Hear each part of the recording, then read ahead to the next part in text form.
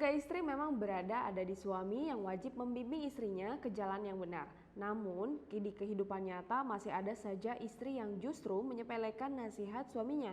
Seperti informasi satu ini, kerap minta cerai setiap kali dilarang suaminya untuk tidak menjalankan pekerjaannya sebagai kupu-kupu malam.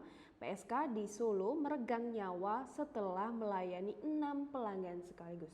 Tuh kan, nggak nurut sih. Tewasnya seorang pekerja seks komersial asal Solo, Jawa Tengah masih terus didalami oleh pihak berwajib.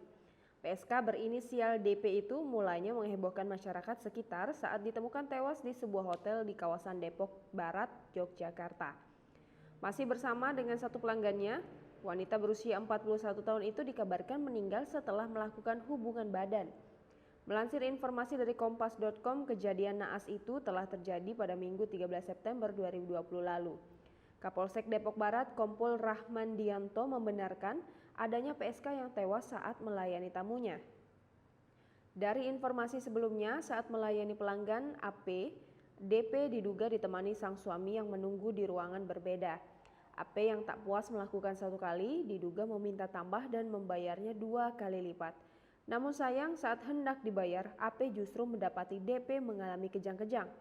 Panik dengan kejadian tersebut, AP semakin dibuat ketakutan saat suami korban menghubunginya berkali-kali.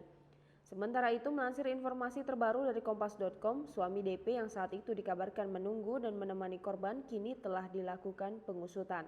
Kepada pihak berwajib, suami DP mengaku sudah melarang istrinya untuk menjadi kupu-kupu malam.